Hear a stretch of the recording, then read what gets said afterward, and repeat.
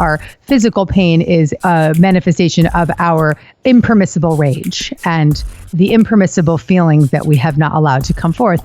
And so she gave me this prescription that was kind of straight out of the Sarno book, but she'd adapted it and she called it Journal Speak. I've renamed it for myself, Rage on the Page. and I added a little bit to it, but this method that she suggested was just so profound for me. And I've been doing it now for probably 67 days, I think it's about now. And it's given me life. So here we go. Boom, boom, boom, boom, boom, boom. What's up, everybody? You're listening to the Hustle and Flowchart podcast with your boys, Mount Wolf and Joe Fier. Check it. Hello. Hi there. Is this thing on? This thing is on, but your Skype open, so I think we're still on, though. Yeah. Today was an interesting day of tech gremlins. Yeah. So that was fun. And so we had Gabby Bernstein on the show, and she was freaking awesome. Amazing. Amazing Stupendous. and awesome. I think your microphone needs to get a little taller. That's why I leaned down to talk into it. We're doing the old school I don't want to adjust my microphone because it's in the perfect setting for when I'm sitting. And now that I'm standing, I don't want to like lift it up higher because then when I go to sit, it won't be in the right place. So I'll just lean down and talk into it. All right. Or I'll do this. After our tech gremlins worked out, we finally got to a great episode. Yeah, we did. Zoom, you failed today. Skype surprisingly came through. Yeah. This was definitely an episode where Joe probably had a little more line of questioning than I did. When it comes to like the mindset-y, like, you know, mental game kind of stuff, a lot of times I actually struggle to like figure out where to take the conversation. We're going to work on that. And you were like, I know where to go on this. And, you know, the opposite is true when it's like a technical thing and I'm like diving into like Facebook ads and CPMs and tactics and numbers and stuff. Like I kind of tend to have a little bit more thought out line of questioning. This is one where it was definitely a little more Joe knew where to take the conversation and I was kind of going, I'm not this is not my world, really. I'm not going to take credit that I knew where to go. I will say that. And to Gabby's point, it's almost like I'm guided, I don't know, by what, but definitely and that's how I feel like it's the hustle coming out, bro. I'm the hustle of the Hustle and Flow chart. There's a reason for it. No, but seriously, I think it's just serious. There's a couple of points, like I was explaining to Matt prior to this, because this is typically the case with more mindset-y or more, I guess, I won't even call it theoretical, but less tactical, I guess. Conversations, yeah, I'll do more of the leading, which is totally cool. You know, I have a good time. But I do want to make sure I'm like, Matt, how about this? Like I think I'm more like a prompter of you, like in some scenarios, but it works, so it's all good. Yeah, I got a couple questions in there. I got a couple in. I think you got into the meat of heart of some things actually, and that's typically I feel like where you shine in these types of scenarios. Yeah, no, but it was a great conversation. It was a great conversation. You know, Gabby's energy is amazing. She's just like very peppy, very positive. Obviously, it makes sense. Her book is all about how to sort of always kind of stay in that positivity mode. For sure. I mean, so if you've been living under a rock, no fault at all. But Gabby Bernstein or Gabrielle Bernstein, she's written, I think she told us 8 books. I didn't know it was that many. I knew it was a lot. Yeah. Newest book is called Super Attractor: Methods for Manifesting a Life Beyond Your Wildest Dreams. New York Times best-selling author, and she's done work with Oprah and Deepak Chopra. Yeah. Dr. Wayne Dyer, Dr. Oz. I mean, amazing work. She's I've been following her for a long time, read multiple books. My wife has turned you on to some of her books. I just got done reading Super Attractor last night. She's awesome. So it was a massive honor to have her on the show and for us to, you know, just figure out where to, because there were no constraints on this chat, which I thought just makes it for a great call, you know. Yeah. So hopefully we'll have her back one day. Hopefully she'd like to be back because I'd love to take the conversation even deeper. We did have a little bit limited of a time window due to the so-called tech gremlins. Yeah, it's all good. We made the most of it, and she was awesome with it too. So props to you, Gabby. She recommended, I mean, so many amazing books, so I'm not even gonna get super attracted because that's hers. Or actually, she said just check her out and whatever feels right, because there's so many of them. Yeah, well, she also recommended a book called The Judgment Detox, which is another book of hers, which she said in the current environment that we're in right now, with the COVID stuff, with the the rioting and all of the crazy stuff that's going on in the world right now, that The Judgment Detox is really probably out of her books the one to be checking out right now. Super Attractor is just her most recent book. Right. And Judgment Detox, just she said that preface, that is a book that most people don't get through because it involves work, but that's where the good... I mean, I read something recently or heard something, but I don't know if it was Rich Sheffrin, but basically it's like, if you're going to actually crack open a book and do the thing, I think it was Rich, it's like, commit to it, do it, like do the work. So, I mean, it's a pretty damn good challenge. I know, like, we told her straight up, all right, we're going to do it, do the work. And she said, thank me later. We will.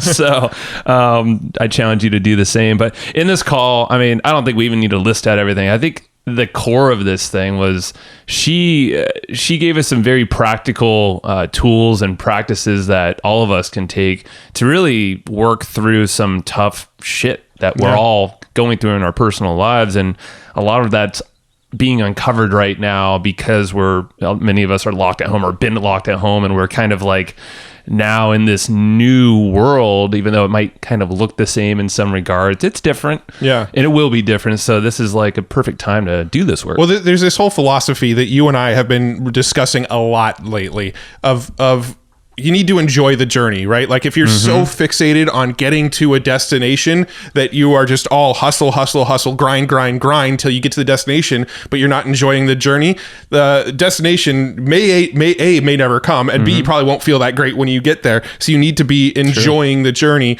And that's been where most of my sort of inner work has been just really working on myself and trying to enjoy the journey, even when it's hard. Enjoy the hard parts, find the benefits of the pain that we're going through in the hard parts, and really kind of enjoying that journey. And I think talking to Gabby here on this episode, she gave some real practical, tactical, actionable tools that you can use to help reshift your brain. Whenever you find yourself not enjoying the work, not enjoying what you're doing on a daily basis, she gave us some tools on exactly how to sort of reframe and reshift back into that place. Yeah. And they're very simple tools too. But again, the work is the part that you got to do. Yeah. You know? So I think we get into this thing. We're taking notes on this episode as always. So they're free 2 weeks from the time this thing goes live. You can get them at hustleandflowchart.com/comp, COMP. That's hustleandflowchart.com/comp. Yep. And you can text if you so desire. The number is 38470 is the number to text, and just write the word comp, C-O-M-P, and you'll get the notes that way too. Yes, sir. Other than that, anything else, Matt? Before flowchartgroup.com is poppin'. Yeah, that's our Facebook group with a lot of the guests that we bring on this show. Almost all the awesome listeners that are here with us there, they go join that free Facebook group, flowchartgroup.com. It's just it's like basically where we put all the best ofs that aren't on this show. It's like an extension of this show, basically. Yeah. Lots of cool tutorials and tips and bonus interviews and just us answering questions for people and just all sorts of good stuff. Go check it out. It's free, flowchartgroup.com. And I want to shout out the one thing, and this is at the very end of the episode, so I want to make sure that people hear this, is Gabby is super freaking pumped up on this new IGTV kind of sessions that she runs. I'll let her describe it, but it's called Dear Gabby. And I think she's making a website. We'll get the link for you. It'll be in the show notes. There's probably a lot of links actually in the show notes, so check them out over at our just hustleandflowchart.com. Find Gabby's episode. But check out Dear Gabby because she's freaking pumped. Yeah. So that's something to check out on her IGTV. All right, let's get into it. Let's do it. Gabby, we are live. How you doing? I'm doing good, guys. I'm doing good. Yeah, we're all doing the best we can right now in these interesting times. Strangely, I'm doing pretty good, though. I feel pretty good. Same. Well, maybe that's from, I think Matt and I recently finished your book, so that probably helps a little bit. I hope pretty damn solid methods in there. Like we were just kind of, Matt and I have actually been nerding out on a lot of what you've been talking about for a while, all the different like the choose again method and all, actually is probably the favorite of ours, just because it's so freaking easy to use and for pretty much any scenario. But that's jumping into it. Let's talk about you a little bit, because I want to make sure our audience totally understands who you are, your background, where you came from, even though they should know, but they will pretty soon. Give us a little scoop on kind of, you've done a lot in business and a lot in the spiritual world, and just, actually originally it was my wife that introduced me to you because of infertility and all that. My wife went through the same exact thing. Are very similar. So that turned into diving into Universe Has Your Back. I shared it with Matt, and he's like, holy moly, this is interesting and different, because you weren't always reading that kind of stuff. So let's get into, take us back in time a little bit, and then we'll kind of take it from there. Sure. I've been a spiritual teacher for 15 years. In that time, I have really had a very devotional personal growth practice. And it started when I was 25 and I got clean and sober. So at 25, I kind of hit a big bottom. I had been really starting my career and my life path on the wrong foot, looking for my happiness and my well-being and my sense of self-worth outside of myself, which was a real big search, and it landed in a bad cocaine addiction and alcoholism. But thankfully, I was able to get myself sober. And in my sobriety, I started to reclaim a lot of my spiritual beliefs and the spiritual foundation. And I've got very grounded in my faith and my understanding of what a spiritual connection meant to me. And then I began giving talks and coaching and writing blogs and soon writing books, and built not just a career, but a mission-driven life around the pursuit of helping other people crack open to a spiritual connection of their own understanding. And in that pursuit, I have had the privilege of publishing now 8 books and becoming a voice to help people, really a raconteur. I just tell lots of stories about how to lean into love and the ways out of our fear-based programming. And that's what I've been doing for the past 15 years, and I will continue to do for the rest of my life. And it's just a privilege to be able to do this work. Yeah, no, it's interesting. And a couple of things just stood out to me. Well, the fear-based, I think that's just, would you say that's kind of like a natural default that a lot of us have with some programming from the past and probably not aware of it? Yeah, fear really runs our lives. Every choice we make, every experience we have is based on fearful experiences from our history that have defined who we are today. Now, does that mean that every corner of our life is backed with fear? No, not necessarily. But the areas where we have experienced energetic disturbances or the inciting incidents that create a belief system that make us feel unlovable, unworthy, not good enough. And those belief systems are very ingrained in our psyche and in our subconscious as well. And without having any awareness of those belief systems, we are pretty much living trigger to trigger, and just finding different coping mechanisms to manage that uncomfortable experience, to manage that discomfort, to manage those belief systems. And ultimately, when those coping mechanisms are taken away from us, we're left with having to deal with them. That's kind of where we may be at today, given the coronavirus and being at home and sort of stuck without some of our typical coping mechanisms. Many of us right now are faced with, whoa, I got to look at my stuff. I got to look at myself now. Wow, I didn't want to have to do that. Yeah, no, it's a good point, because I feel like I heard I was watching Eric Thomas, ET on YouTube, and I like some of the stuff he puts out there, and he was saying that COVID specifically in this lockdown is almost like it's forcing all of us to do the work that we've been ignoring or we might have just not examined. And I know that's true for myself. And it sounds like that's what you're saying here with the fears, like these things that we might have just passively or pushed away and not just like, come on, but now we're like, okay, shit, we got some stuff to examine and like all's not right, and it's it's a good time to do that. Well, I think we're left having to face ourselves, and we're left when things feel out of control, people get really triggered and activated, and old patterns and addictive patterns and behaviors might start to show back up, and panic disorders and anxiety, and a lot of the feelings that are the unhealed parts of ourselves that I like to refer to as the disowned parts of our shadow that we haven't had the willingness to face now are being planted in our face. So we have two choices. We can numb out further through through drinking or through TV or gaming or whatever the ways that we can numb out, or we can go there.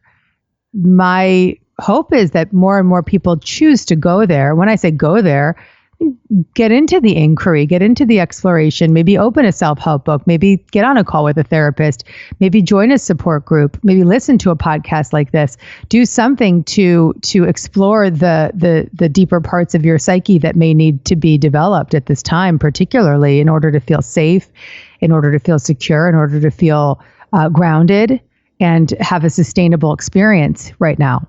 Yeah, no, it's true. I mean, because you mentioned programming. We're walking around with these things that are passed on from not only, society around us, but from folks, our generations before us, our lineage. And how would you, how would you guide folks right now? And, these are business folks, but we're all people at the end of the day. It doesn't really matter. Right. Right. How would you start to identify those things and then start to course correct if possible? Well, I think the first step is to really recognize and identify the ways that we may be stuck in those belief systems that are holding us back. So we all have a story. We all have different fear-based stories that are really funky, right? So there may be that story of financial insecurity, or maybe there's a story of a body image condition, or maybe there's a story of I'm incomplete without a partner. And when we start to pay attention to the stories that keep showing up and kind of blowing up in our face, that's when we start to really have a greater awareness of what needs to be healed. And the first step to healing a behavioral pattern or a thought pattern is to witness it and to look at it and to notice it and to identify how it makes you feel and the ways that it's creating disturbances energetically for you. So the first step being to identify and witness what it is that is the belief systems and the thought systems that are keeping us stuck in those patterns. And the next step is to really begin to allow yourself to let yourself off the hook and forgive yourself for having those thoughts. And I've just jumped into this method that I call the choose again method that you both have said that you admire. So I'm going to give it back to you. So the first step one was witness the thought, notice the negative fear-based thought. How does it make me feel? What is this thought that I have on repeat, and how does it make me feel? The second step is to forgive yourself for having the thought. So when we forgive ourselves for having these thoughts, what happens is that we no longer believe that we are the thought. We see ourselves as, when we have a thought that's on repeat, it becomes a belief system. But when we forgive ourselves for having the thought, we start to see, oh, wait, I am not that thought. It's just a thought that keeps thinking, but it's not who I am. And sometimes you'll admit, I can't forgive myself for having that thought, but maybe they can forgive the thought. Maybe they can just look at the thought and say, forgive that thought. So that dismantles the attachment that we have to that perception of who we think we are. And the third step is the most fun step, which is to reach for the next best feeling thought. This is the step where we choose again, where we reach for the better thought. So if the thought we keep thinking is, I'm so financially insecure, I'll never have money again, I'm terrified. We forgive ourselves for having the thought. Then we begin to reach for the next best feeling thought. Well, I have some space right now because I'm on unemployment, and I have in this space, I can start to discover new ways to have creative possibilities for earning. And I do have a lot of relationships in my field, and I can reach out to those relationships to see if there's some part-time work. And this clear head may give me the opportunity to do more purpose-driven work at this time. You see where I'm going. You just start to reach for the thoughts that you believe in, and you reach and reach and reach until the point where you get yourself out of the negative momentum of the fearful thought and back into a positive flow with a more energized way of perceiving the situation. Now, I'm not suggesting that you take a difficult situation and pretend like it's gone, What I am suggesting is that you lean into the ways that you can perceive it differently. Yeah, no, that makes a lot of sense. And it's almost like you're coming at it, you're addressing an emotional thing with a very logical standpoint. And it seems like that is enough, if you can kind of separate those, it might allow that, what Abraham Hicks, I know, calls it forking, right? When you keep going with the positive, like what you were just doing, you kind of get on a roll because it just flows. And it's interesting because it feels fucking good. Once you get in that zone. It does feel good. And so much of my book, Super Attractor, is based on the principles of Abraham and the idea that what we give attention to, we create more of. And so when we really are proactive with the ways that we're thinking and proactive with our conscious contact with a spiritual connection, with a better feeling vibration, we begin to change the course of our life. And that doesn't, some of my belief systems differ from Abraham in that, I do believe in going into some of the difficult things. And that's step one of the choose again method. Look at it, notice it. How does it make me feel? And I also do believe in deep subconscious work. So I think that every teacher may have their own way of perceiving different ways of using different methods that will get to the same result ultimately, which is peace. And so, I love the practices of the law of attraction. And I also love deep, therapeutic, trauma healing practices that might be quite the opposite of the law of attraction. But I believe that they do have a single pointed intention and that they're in the pursuit of the same goal. Right. Yeah. No, it's totally true. And how would you say for folks who might struggle to maybe detach from themselves a little bit, with the more the logical questioning, or analysis, because I know journaling is a huge piece for both Matt and I. Of course, meditation and just kind of thinking with yourself. Are there ways that you would help folks kind of almost to detach a little bit from a potential spiral, because a lot of folks just kind of can't get out of it? I've been doing, you said journaling, and I'm going to give you guys something very cool. So I've been doing this thing. I did an interview about a month and a half ago with a girlfriend of mine named Nicole Sachs, and she teaches a lot of the Dr. John Sarno's work, and he wrote the book Healing Back Pain and the Mind Body Prescription, and all of his work is based on the fact that our physical pain is a manifestation of our impermissible rage and the impermissible feelings that we have not allowed to come forth. And so she gave me this prescription that was kind of straight out of the Sarno book, but she'd adapted it and she called it journal speak. I've renamed it for myself, Rage on the Page. I like it. And I added a little bit to it, but this method that she suggested was just so profound for me. And I've been doing it now for probably 67 days, I think it's about now. And it's given me life. So here we go. You journal for 20 minutes about the rage, and then you meditate for 20 minutes. So the journaling is just getting everything onto the page. And that's why I call it Rage on the Page. And she calls it journal speak. I think she has a more elegant way of referring to it. You just cut right to it. Yeah. Rage on the Page is more my style. So I rage on the page for 20 minutes. And I just get everything out. Like, even if I don't think I have rage that day, I always do. And so you just get into it. And whatever it might be, like, why did I eat that thing this morning? Or that, that asshole on Instagram, or whatever it is that needs to get out. And usually that asshole on Instagram represents your high school teacher, whatever it is. And you'll get to it after the 20 minutes. Okay. And you just get it out. And then you do a meditation for 20 minutes. Now, what I also do is I put on bilateral music. And this is the part that I added. So I'll listen to the binaural beats, right? So there, you can just go on my Spotify and you can look for my Rage on the Page playlist. You can put it in your show notes if you want. Mm-hmm. And there's this binaural music. And what happens when you listen to I practice a therapeutic method called EMDR. And this music is just similar. It is EMDR. It's stimulating each side of the brain. And so when you start to stimulate the bilateral brain functioning, what happens is it allows the resource part of your brain to begin to access some of the information that was so stored, hidden, and in many ways dissociated from. So, and not only access, but process. And it allows your brain to unpack what has been hidden. So I have been doing that. I listen to the music while I'm writing, and I listen to it while I'm meditating. And for me, man, let me tell you something. I was having some sleep issues. Now I'm sleeping 10 hours. Whoa. Good for I go you. to bed at 9 and I wake up at like 6. So, whatever. Yeah. But, I got to get in that routine, damn it. but not 9 is not most people's vibe, but I just get tired at that time and I take advantage. And I've had sleep issues in the past because I struggled with postpartum depression, which led to insomnia. And so I really didn't think I would be able to get back to sleeping properly.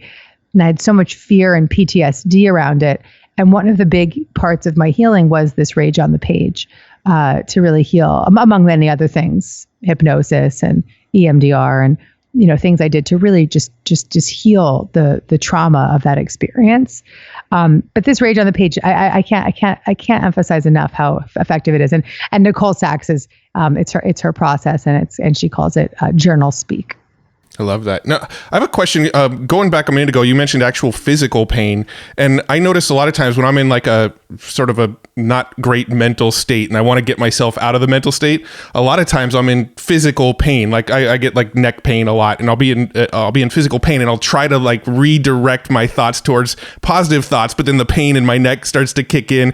How do I sort of get out of that cycle of kind of noticing the pain and then just kind of getting back in my shit, so to speak? So the pain is there. So this is the base of what I'm about to share is based on the work of Dr. John Sarno. It's profound work and neck and back and gastrointestinal issues and a lot of the common physical conditions that we are plagued with, what we would refer to often as chronic pain. According to Dr. Sarno, is as I said, impermissible rage. She calls it tension meiosis syndrome, TMS. I believe that's exactly how he says it. Yeah, TMS. And the concept is that you don't have neck pain, you have TMS, which is rage, anger. And it's not just about the moment, it's about the underlying feelings that you have not fully expressed. Now, in the moment, those feelings are being triggered, right? And so what the brain is doing is saying, that's too much. I don't want to deal with that unconscious rage, right? That's too much for me. I'm going to put it onto my neck so I don't have to deal with it. Okay. And here we go, chronic pain. Okay. Now, it also literally is creating inflammation in the body because the brain in those moments stops sending oxygen to those parts of your body. So there is actually an inflammatory response. It's not like this is just, a mental condition. There's a physical, painful thing happening because the brain is no longer sending oxygen to that area. So the first thing you can do is notice, just like I said before, notice, oh, my neck's out. Okay, my neck's out, but that's not because I have a neck problem. That's my impermissible rage. That's my impermissible fear. You just call it TMS, whatever you want to. If you do the Sarno work, you'll start saying there's my TMS again. And you call it out. You literally notice it. Then you would talk to your brain and you'd say, brain, send oxygen back to my neck. Okay. Mm-hmm. And then in the moment you probably likely will start to notice a lot of relief just from that. But what the longer term goal is to do something like Rage on the Page, which is a Sarno technique that Nicole adapted and then I've adapted further. But that Rage on the Page technique is the bigger work is about really clearing and healing that energetic disturbance, whether it's through emotional freedom technique or EMDR or Rage on the Page or therapy, whatever it is that you do to really get to the root cause condition of why you are so triggered in the first place. Because something that activates your neck pain wouldn't activate your friend's neck pain the same way it would for you, because we all have different reasons for being activated. And so, and then the different places that we send it. So, you'll notice the patterns as well. You'll notice, and I'm sure you do already, you'll notice, oh, wait, my neck is hurting right now. Oh, what have I been thinking about? What have I not been thinking about? What have I been avoiding? What's up for me? If you start doing Rage on the Page regularly, that neck pain might not even come back. And you do a lot of journaling, so with that focus, but I've never done a lot of the journaling from the rage perspective. It's almost more like observational journaling. I'm just sort of journaling about what's going on in the world around me, but not from like that rage perspective. But maybe I haven't given myself that outlet for the rage. Like I haven't allowed that to come out, and maybe that's some stuff I should start journaling on. Well, I would think that's the hard stuff to get out. It's almost like we naturally want to ignore the rage and the fear. And again, we're kind of like right in the middle of it all, you know, like we're forced to look at it in a lot of cases. And it's like freedom, because I mean, Gabby would probably say is like, you know, it seems like a lot of us just want to ignore that stuff. And you know, when we put it on a page, like the rage on the page, you know, a lot of us won't make time for that specifically. It's on the page and it's like, okay, well, it's now it's not disassociated completely, but it just feels different. And, you know, I've never been totally focused on rage on the page, but definitely like if I'm in a shitty mind space, like throw it on paper and just kind of stream a thought. Whole different outcome comes from that. And I was just thinking like, you know, some of the notes here, you know, it's the whole, like, let the universe kind of allow things to come in, or whatever you want to call it, you know, folks listening that you connect with. But it's like, you almost relax a little bit more, at least for me, after doing that. It just like releases this tension back to the neck thing. 100%. And you know, that's why the meditation part is so important, because you want to be in a meditation after you've had that experience of just that cathartic experience of raging or releasing or whatever might come through. And then in the meditation, it's very restorative. So if you're listening to that binaural music or bilateral music, it will just start to balance you. It will start to give you a lot of peace. And sometimes you might even just go into such a state that you feel like you're sleeping, but you're not. And even if you're really activated, you could lie down and place your palms facing upward and just let the relaxation response take over, which will also help your physical body as well. So that brings us to meditation, which is probably the most important thing that we could be doing right now, is developing a very devoted meditation practice of our own, something that we can rely on. Yeah. Can you, so like for folks, a lot of folks, we've talked about meditation slightly on here. Matt and I both have our own types of practices, but what's one that you would suggest folks who maybe just don't have a habitual practice of meditation? What would you guide them to? It just really, I mean, the simplest way to begin a meditation practice is just to become conscious of your breath. And really right now, what we need most is breathing into our feelings as well, because so many people are running from their feelings. So if you began a meditative practice where you just allowed yourself to breathe into your heart and breathe into your body, wherever you may hold that tension, or wherever you may be holding on to emotional pain, just breathing into that space, and then hold for a moment, hold the feeling, hold the breath, and then on the exhale, release it fully and completely, and then give yourself another moment or two to hold, and breathe it in again deeply, and feel everything that comes up with it, and then hold it for 2 seconds. And release it again and hold it for 2 seconds. I mean, just something as simple as connecting to your breath through and to your feelings through a contemplative practice is transformational. Just that alone. I mean, I could sit here and teach you 45 different meditations today, but that would be the best place to start. Yeah, no, that's good. And I know in the book, Super Attractor, you have tons of meditations in there, and like really in-depth ones too. Mm-hmm. And when you're doing your meditation immediately after doing your sort of 20-minute rage on the page, are you thinking about what you were just raging about? Or are you just trying to shut all of that out now? And this is the point where it's like, okay, I've unloaded that. Now it's out of my system. Just focus on the breath now. You know, I believe that when you meditate, you never want to try to shut it out. I think you let it come and then you return to your breath. Or if you use a mantra when you meditate, you can let that come and then you can return to your mantra. It's about letting the feelings and thoughts come and go. But the moment that we start to shut them out, using your words, which was really effective, thank you, shutting them out, actually resistance is creates persistence, right? So if we start to resist, we have more of what we're resisting. So the intention here is to let it be, let it come, let it go. Let it come, let it go, return to the breath, return to the mantra, go off into a negative story, return to the mantra. It's just a different relationship to our emotions and our negative thoughts. It's less shaming of ourselves and it's less resistant, really is the word, resistant. Yeah.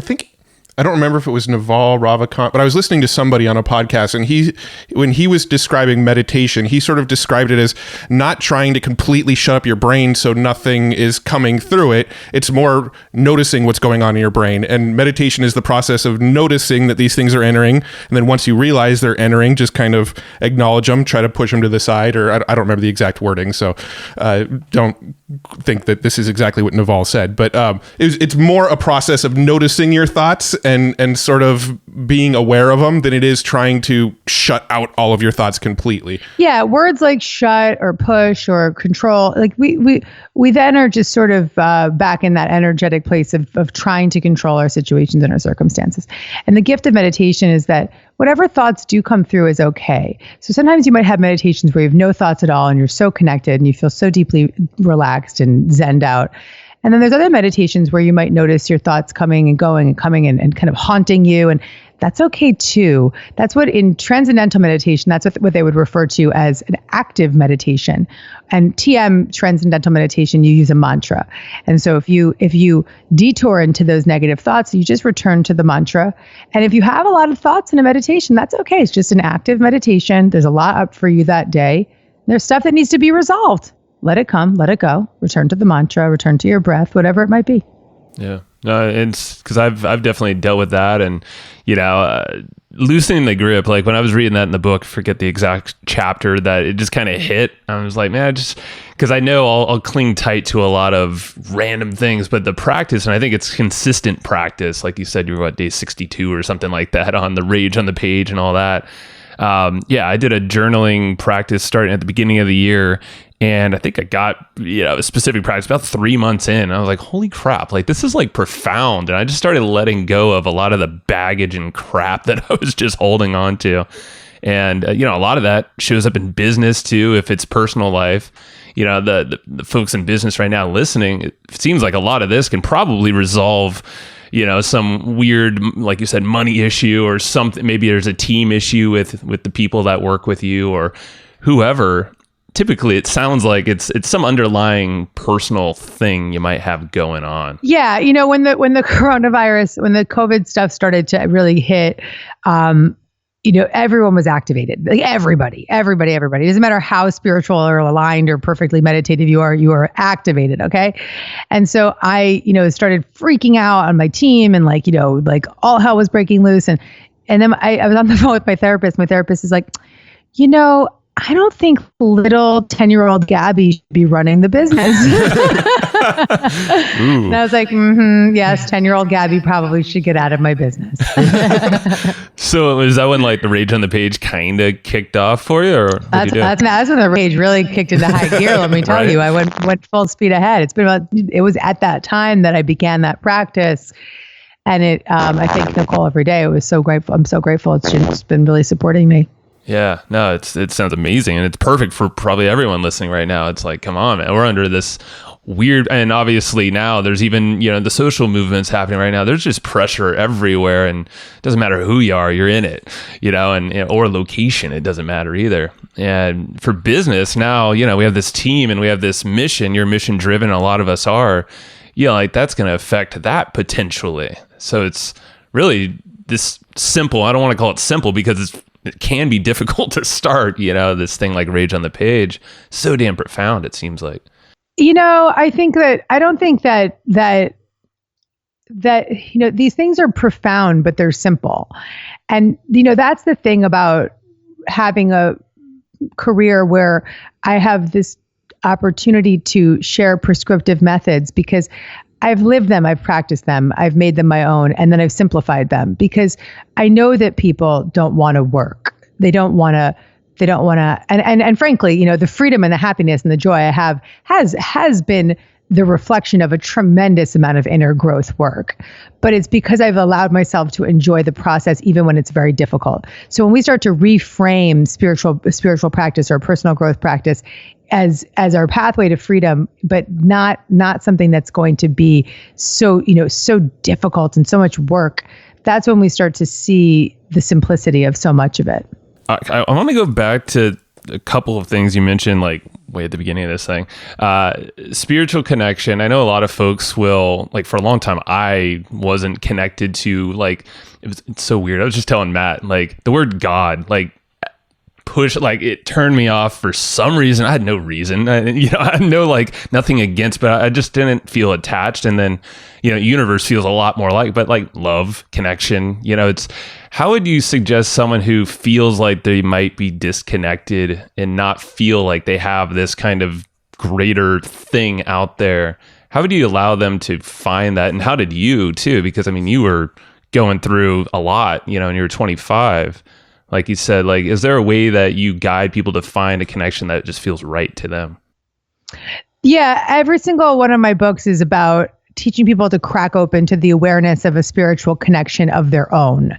So while I tell stories and give methods that have been applied in my own life, and I share my own God concept or concept of what it means to have a higher power, the universe, whatever you choose to call it, I don't expect my reader or my audience member to have the same faith as me. Many people come to my work.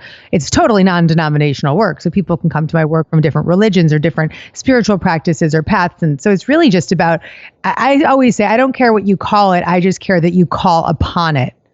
And so that when we decide, and in my book, I think it's Universe, or maybe it's Super Tractor. I can't remember.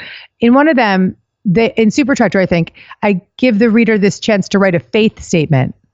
No, it's in Universe, I think. And we'll find it. they decide, like, what is my faith? What does it mean to me? And that will develop and that will change. And the freedom around that is what makes it work. People, so much of this is semantic. So much of this is about people's religious upbringing that may make them feel fearful of the word God, or even the opposite, fearful of the word universe.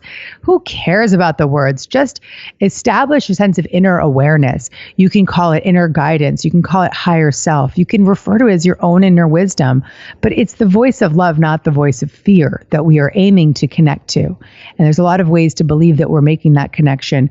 And I honestly don't care what people call it or how they think they're getting there, but just that they do get there on their path. That's awesome. Yeah, no, thanks for saying and clarifying that, because it's us humans being humans trying to put labels on everything, it seems like, right? Like semantics get in the way of just be good, just feel good and do good shit and be happy, And does that, so you mentioned also the second thing was the mission-driven life and business that you now run, but you didn't sound like you always had that. Was this a big piece of this? Like, now putting this into business, you actually have a purpose. How did you get to there? I think that when I got clean and sober, I transitioned my career from running a PR business that I owned when I was 21 to 25. I put down my PR business and I started to give talks and write books and lecture. And it was just so clear that was the career path that I was meant to choose. But I really don't think of it as a career path. I've thought of it as a life path. And while I run a big business with my husband and my team, and we have a tremendous amount of online learning and lots of so much content that we deliver in different ways, for me, it's just about getting the message to as many people as possible. So it's fun to be in the world, and it's fun to create courses, and it's fun to write books, and it's absolutely elating and fun, and it's just beyond exciting to be in my art, which is public speaking, which has been taken from me right now. But what's most valuable and what's most joyful to me is to witness the transformations in people. And I've had the privilege of watching thousands and thousands of people throughout my career make radical transformations. And I get emails and letters and people coming up to me all the time saying, "You changed my life." And I continuously say to these people, "I did not change your life. I just told you a story. I gave you some methods. You changed your life." Because somebody could come across my work but not do the work, and that won't change them. They change them.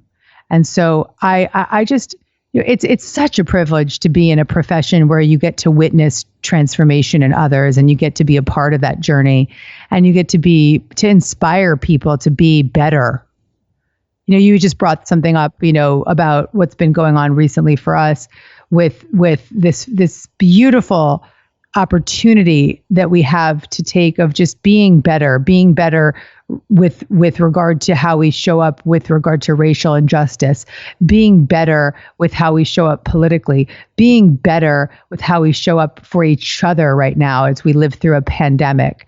Just being better humans. That's it. That's it. I kind of want to just end it right there. It's too damn good. All right, let's end it on, like, what are you most excited about? Like, what are you, I don't know if I want to say hopeful, because we can change, but where do you see things going for yourself? But also, like, just what's getting you excited right now? Like you said, public speaking. I mean, you're technically kind of doing it now, but it's not the same. You're not in front of It's what I'm excited about is this. Okay. So I started doing this thing because I'm a public speaker, and my art is being on the stage. And even though that's not my primary thing I do, because it's, would be once a month I go on the road or whatever, because I don't want to be on a plane all the time. But it's something that I've always had the choice to say yes to or no to. And now I don't. All my talks have been pushed to 2021, 2022. And I have, I don't have a stage. So what do I have? I have the internet.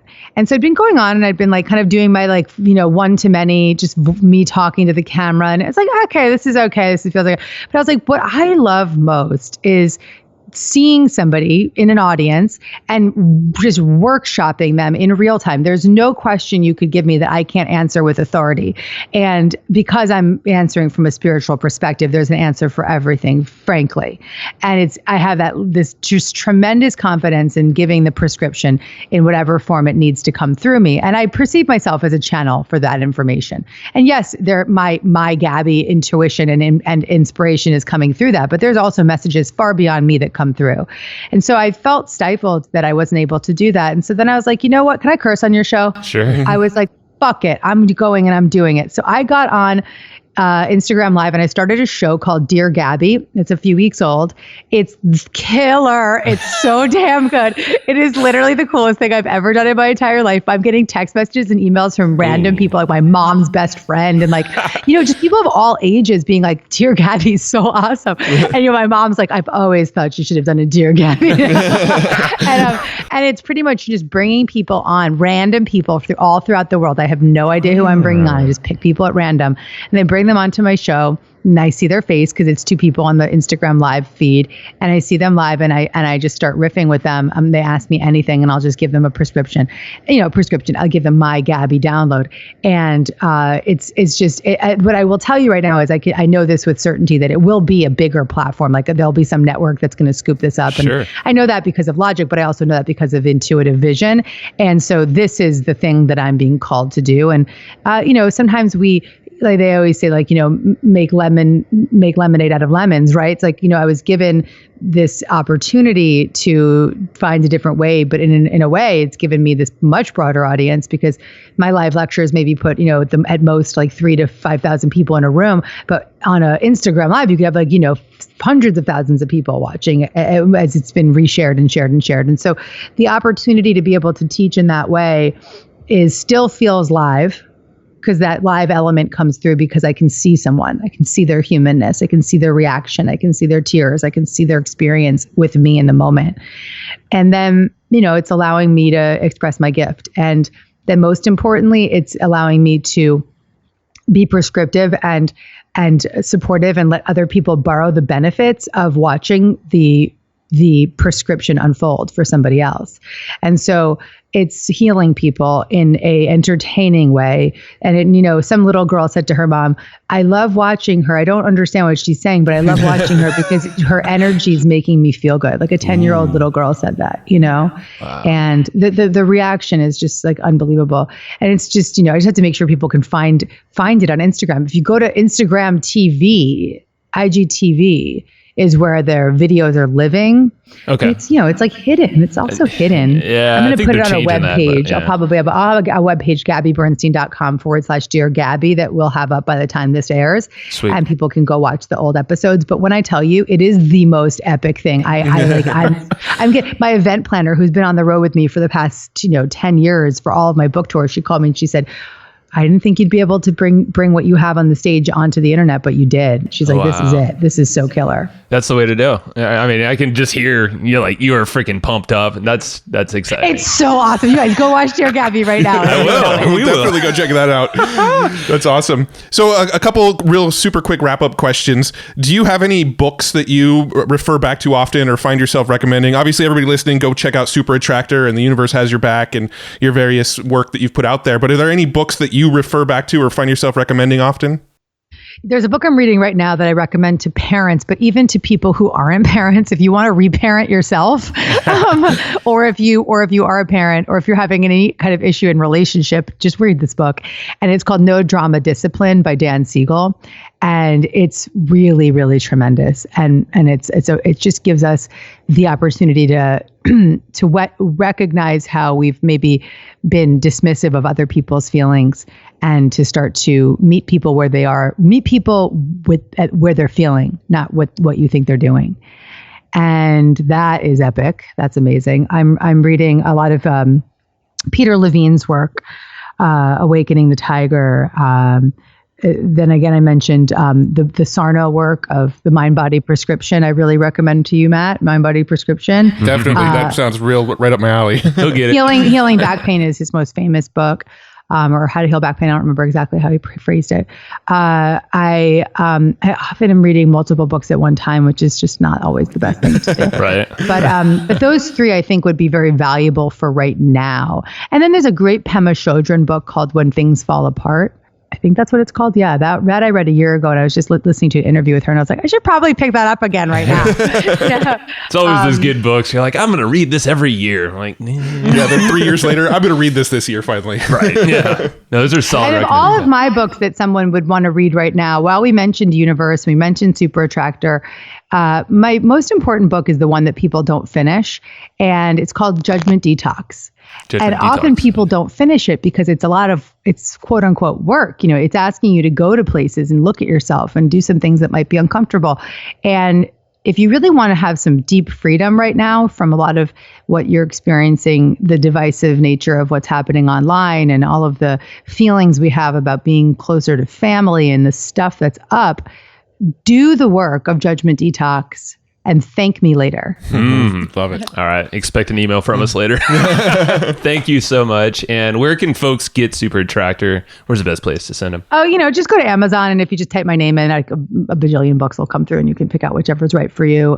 Sweet. I have a lot of free resources on my website too, GabbyBernstein.com. Lots of free meditations, free digital courses, just tons. We like to give a lot away because I want to support people as much as possible. Yeah. A bunch of friends with your, what was it, a spiritual junkie app and all that stuff. Shout out to Rachel listening. And because she's like, I love that app. I'm like, okay, I'll let her know. That's awesome. So thank you very much, Gabby. It's been awesome. Thank you, guys. Hey. Thank you for listening to that episode. This is Joe Fier. I'm sure you probably already knew that. And Matt is not here right now, but I'm pretty sure he enjoyed the episode just as much as you and I did, because, he went into the production of kind of making that thing right along with me. So thank you very much. And I want to give a quick shout out to our buddies over at Easy Webinar. These guys have been supporting us for a long time. And Casey Zeman is just a super good guy all around. He's actually been on the show before. He's the founder of Easy Webinar. So if you look up Casey Zeman on any podcast platform you're listening to, go check him out. Go check out his backstory, what he's all about. You can learn a lot about webinars as well. And right now, Easy Webinar, these guys are actually hooking you up with a great trial. It's a completely free trial to test out their software, soup to nuts, check it all out and see if it's a good fit for you. If you go to easywebinar.com/hustle, that's HUSTLE, if you didn't know how to spell hustle, there you go. So if you go to easywebinar.com/hustle, you can go grab a free trial. And Easy Webinar literally lives up to its name. It's super simple. Super easy. And it does all the stuff that you're looking for in any kind of thing with webinars. They literally cover every single type of webinar you possibly can do. So from live to automated to scheduled at specific times and all these crazy features in between. Can't even list them all out. I'll be here way too long. They give you a ton of advanced analytics, what's working, what's not during your webinar based off all these actions. You'll see who attended, how long they stayed, if they clicked the offer or if they didn't. Basically, you're going to make more money and you're going to work less with this thing, and you're going to create better relationships with the folks that are listening because it's a good experience. You want to give that good experience along with some great content, of course, and a killer offer if that's what you got for them. So go try it out yourself. Go check out easywebinar.com/hustle. That's easywebinar.com/hustle. Alrighty. So that is the end of this episode. Thank you so much for listening to this episode, enjoying it. Hopefully you did. I'm pretty sure you did if you lasted this long. And go check out Easy Webinar when you get the chance, and we will talk to you next time. Bye-bye. Thanks, everybody, for listening to this episode of the Hustle and Flowchart podcast. Before taking the time to listen, we want to give you something a little bit special. Every single episode that we do, we actually have somebody on our team take notes. We basically have a Cliff's Notes version of every episode where you can go and find all of the tips and tactics that they laid out, all of the resources that they laid out, all the good stuff from this episode. We actually have a nice simple notes version that you can find on our website. So go to evergreenprofits.com, find this episode that you just listened to, and give us your email address and we'll send you the notes. Thanks for listening. Go get it. Wiki.